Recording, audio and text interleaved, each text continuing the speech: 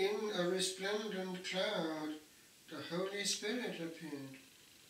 The Father's voice was heard. This is my beloved Son, with whom I am well pleased. Listen to him.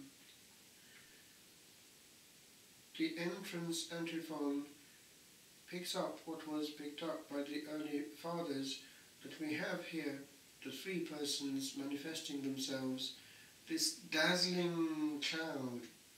There's more to that than meets the eye, surely. And the Word, the Logos, we are told to listen.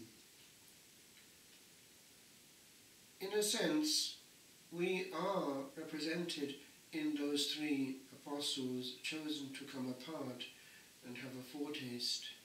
They are, after all, of this side of humanity, and therefore part of our race. Our hope is that we will also see beyond the veil. We will one day behold this awesome glory, for which too we are made. This glory is linked with Calvary. The departure, the exodus, the way through, the breaking through is talked about. By whom? By Moses, the law, Elijah, the school of prophets. Both knew of holy mountains, similar to the one of which the second reading speaks. The glory seen on the holy mount. Sinai, Horeb, they both knew it.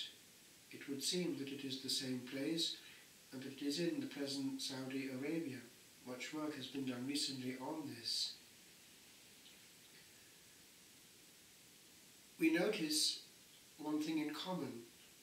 Moses, Elijah, and now the Master himself go to a high place apart. That too has been picked up by the centuries. We think that we can get there by shortcuts. Actually, we can't. That going apart matters. We don't have to be all the time available. We don't always, all the time, have to be switched into the world. We don't always, all the time, have to go to everything possible or do everything possible. After all, if our soul is made for glory, we need in some way to adjust it for that already, in time. Years ago, on this very day, which happened to fall on a Sunday in that year, 1972, I climbed the perpendicular rock formations that we see here. It was that strange place, Meteora. There one can actually behold glory, as it were, captured. They were very early in time conquered by the monastic centuries and maintained in their perpendicular orientation, orientated towards heaven, the gaze pointing upwards. For centuries one could not access them except by a basket, a very large basket in which the human being would be placed and winched up.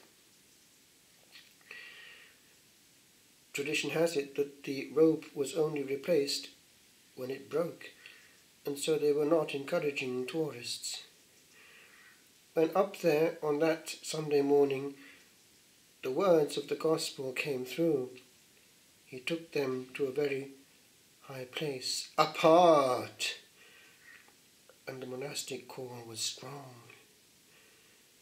One hears a very rare atmosphere and sound up there. Lingering incense, lamps burning before icons, and the world left behind. We can have access to that if we wish. Tabor is here, there where the Blessed Sacrament is. The angels are there. The Taboric light is there. He is there. And what he wants is for us to listen. Over to you, Lord. I abdicate. I no longer command time.